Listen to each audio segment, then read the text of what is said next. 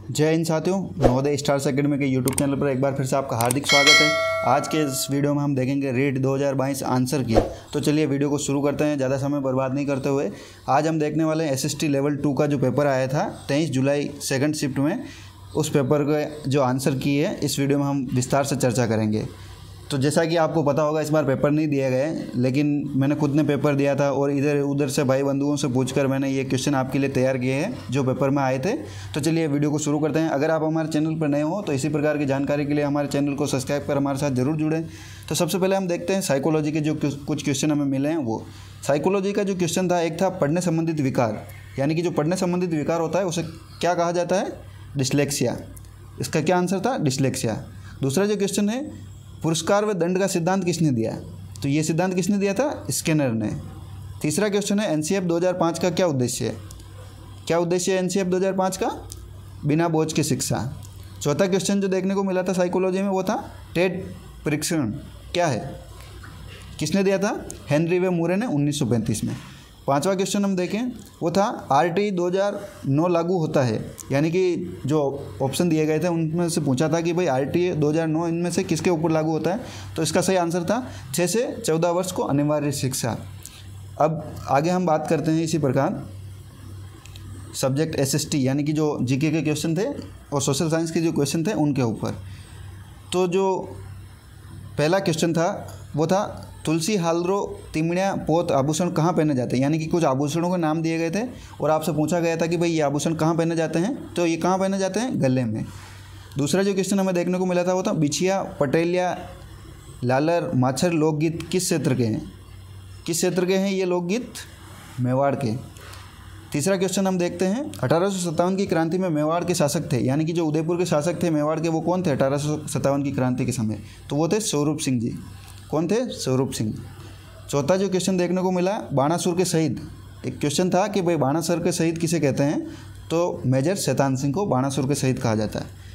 पांचवा जो क्वेश्चन है वो है एस तरंगों को छाया क्षेत्र, यानी कि एस जो तरंगे होती है भूकंपीय तरंगे, उनको छाया क्षेत्र पूछा गया है, तो वो था 105 डिग्री से 105 डिग्री। ठीक है।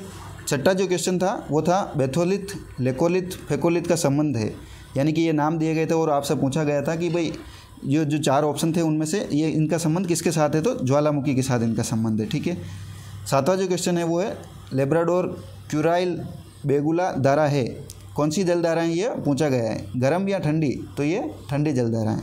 आठवां क्वेश्चन है हेला ख्याल क्षेत्र है, यानी कि हेला ख्याल किस क्षेत्र से संबंधित है? आपको 4 डिस्ट्रिक्ट दिए गए थे, तो उसका सही आंसर है दौसा। दौसा से संबंधित है हेला ख्याल। नौवां जो क्वेश्चन है वो है उपाधियों का अंत, यानी कि जो उपाधियों का अंत है वो कौन सा आर्टिकल के तहत किया गया? आर्टिकल 18 समानता का अधिकार। अब आगे देखते हैं हम 10वां क्वेश्चन। 10वां जो क्वेश्चन है वो है व्रत राजस्थान के प्रधानमंत्री, यानी कि जो व्रत राजस्थान था उसके प्रधानमंत्री कौन थे? इसका आंसर है हीरालाल शास्त्री। 11वां है विषम घाटी पंचानन, ये उपाधि किसकी है? हमीर की। 12वां जो क्वेश्चन है अरावली पर्वतमाला का दिशाक्रम, यानी कि जो अरावली पर्वतमाला है उसका दिशाक्रम बताना है, तो इसका आंसर है दक्षिण पश्चिम से उत्तर पूर्व। 13वां क्वेश्चन है श्री गंगानगर की जनसंख्या वृद्धि दर 2001-2011 के अनुसार क्या थी? वृद्धि दर बतानी है श्री गंगानगर जिले की 2001 और 2011 की जनगणना के अनुसार, तो इसकी है 10.04%। ठीक है। 14 जो क्वेश्चन है वो है ग्लोब पर दिन व रात को बांटने वाला व्रत उसे क्या कहते हैं? जो दिन और रात को अलग करते हैं उसे कहते हैं प्रदीप्ति व्रत।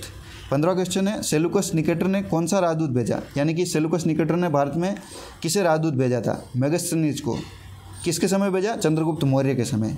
16 जो क्वेश्चन है उद्देशिका में शब्द नहीं है, यानी कि जो 4 शब्द दिए गए थे और आपसे पूछा गया था कि भाई इनमें से ऐसा कौन सा शब्द है जो उद्देशिका में इस्तेमाल नहीं किया गया? वो है भाषा। भाषा का कहीं भी उद्देशिका में प्रयोग नहीं किया गया। 17वां जो क्वेश्चन है वो है शहर और जलवायु दी गई थी, आपको मैच करना था। तो जो जयपुर की है वो है उपाद्र, सवाई माधोपुर की है आर्द्र, झालावाड़ की है अति आर्द्र और जैसलमेर की शुष्क। इसी प्रकार हम देखते हैं 18वां क्वेश्चन। कौन सा क्वेश्चन देखेंगे अब? 18वां क्वेश्चन आपसे पूछा गया था चाइल्ड हेल्पलाइन नंबर, यानी कि आपको नंबर दिए गए थे और आप में उससे पूछा गया था कि इसमें चाइल्ड हेल्पलाइन नंबर कौन से हैं, तो है 1098। 19वां क्वेश्चन है स्त्री पुरुष तुलना पुस्तक किसने लिखी, यानी कि एक पुस्तक का नाम था और 4 ऑप्शन दिए गए थे कि भाई इसमें से इसका राइटर कौन है, तो उसका राइटर है ताराबाई शिंदे। 20वां क्वेश्चन है मंत्रिपरिषद की संख्या को सीमित कौन से संविधान संशोधन द्वारा किया गया?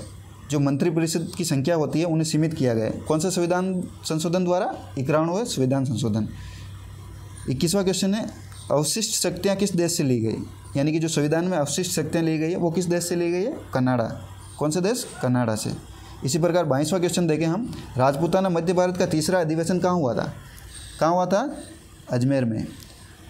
23वां क्वेश्चन, पंचायती राज को संवैधानिक दर्जा किस समिति की सिफारिश पर दिया गया? यानी कि किस समिति ने सिफारिश की थी तो पंचायती राज को संवैधानिक दर्जा दिया गया? LM सिंघवी समिति ने। 24वां क्वेश्चन है, ख्याल कहाँ स्थित है? यानी जो ख्याल है वो कहाँ स्थित है? ये मालाबार तट के ऊपर। 25वां जो क्वेश्चन है, कौन सी फसल उत्पादन में राजस्थान का प्रथम स्थान है? ये डाउटफुल था। बाजरा, इसबगोल और सरसों, इनमें राजस्थान का प्रथम स्थान माना जाता है। और भी कोई ऑप्शन थे, ज़्यादा सटीक इसका नहीं मिल पाया हमें। अब आगे जो क्वेश्चन देखते हैं हम, 26वां क्वेश्चन। 26वें क्वेश्चन की बात की जाए तो सतारा में समांतर सरकार की स्थापना, यानी कि जो सतारा है उसमें समांतर सरकार की स्थापना कब की गई थी? 1943 में। 28वां क्वेश्चन था, खुदकास्ट व पाईकास्ट का संबंध, यानी कि दो वर्ड दिए गए थे, खुदकास्ट व पाईकास्ट। किसके साथ संबंध है खुदकास्ट व पाईकास्ट? किसानों के। ठीक है। 29वां क्वेश्चन है, बौद्ध भिक्षु संघ के नियम कौन से पिटक में है? यानी कि जो बौद्ध भिक्षु रहते थे उनके जो संघ के नियम हैं वो किस पिटक में शामिल किए गए थे? किस पिटक में थे? विनय पिटक में। 30वां क्वेश्चन है, परियोजना और जिला, यानी कि परियोजना के नाम दिए गए थे और आपसे पूछा गया था कि भाई कौन सी परियोजना किस जिले में है? तो राणा प्रताप सागर है वो कहाँ है? चित्तौड़गढ़ में। जाखम परियोजना है प्रतापगढ़, जाखम नदी आपको पता होगा, प्रतापगढ़ जिले में। बिसलपुर परियोजना टोंक और मानसी वाकल ये उदयपुर में। या मुझे ऐसा लग रहा है कि यहाँ ऐसा था, बिसलपुर परियोजना की जगह टोंक की जगह अजमेर था, वो आपको राइट करना था कि भाई क्या इसमें गलती है। अब आगे बात करते हैं हम हिंदी की। हिंदी में जो क्वेश्चन आए थे वो देखेंगे। एक क्वेश्चन था, डाल्टन विधि के जनक, यानी कि जो डाल्टन विधि है उसके जनक कौन है? कुमारी हेलेन पार्क्स्ट। दूसरा जो क्वेश्चन है वो लोभ, यानी कि पूछा था आपसे कि लोभ की संज्ञा बताओ, लोभ में कौन सी संज्ञा है? तो भाववाचक संज्ञा है। तीसरा क्वेश्चन है, दृश्य व श्रेय। 4 ऑप्शन दिए गए थे और उसमें से पूछा गया था कि इसमें दृश्य व श्रेय दोनों कौन किस में है? तो नाटक है वो दोनों प्रकार का है, इसमें दृश्य व श्रेय दोनों विधि उपयोग होती है। चौथा जो प्रश्न है, सामाजिक में प्रत्यय है, यानी कि जो सामाजिक शब्द है इसमें कौन सा प्रत्यय इस्तेमाल किया है? इक। वहाँ एक बड़ा ई वाला भी ऑप्शन था लेकिन जो सही है वो है छोटा इक। 5वां क्वेश्चन है, निहितार्थ में संधि। निहितार्थ शब्द है उसमें आपसे संधि पूछी गई थी, इसमें कौन सी संधि उपयोग की गई है? यानी कि कौन सी संधि? इसमें दीर्घ संधि। 6वां क्वेश्चन था, वाक्य के अंग। आपसे पूछा गया कि वाक्य के कितने अंग होते हैं? तो वाक्य के 2 अंग होते हैं, उद्देश्य व विधेय। 7वां क्वेश्चन, टोपी उछालना का अर्थ। यहाँ एक मुहावरा दिया गया था, टोपी उछालना, इसका अर्थ पूछा गया था क्या होता है? तो इसका जो आंसर था वो था अपमानित करना। 8वां क्वेश्चन जो हिंदी में देखने को मिला था वो था व्यक्तियों का एक वचन, यानी कि एक वर्ड दिया गया था व्यक्तियों, इसका एक वचन पूछा गया। तो व्यक्तियों का क्या होता है? व्यक्ति। एक तो व्यक्तियों यानी एक से अधिक व्यक्ति और एक व्यक्ति। ये जो क्वेश्चन थे हमें मिले हैं। और भी आगे हम क्वेश्चन जो आज का पेपर हुआ है उसके क्वेश्चन आपको तैयार करके कुछ देर में जो आंसर किए हैं हम जारी करेंगे। अगर ये वीडियो अच्छा लगा तो लाइक शेयर करना और चैनल पर नए हो तो चैनल को सब्सक्राइब जरूर करना। धन्यवाद।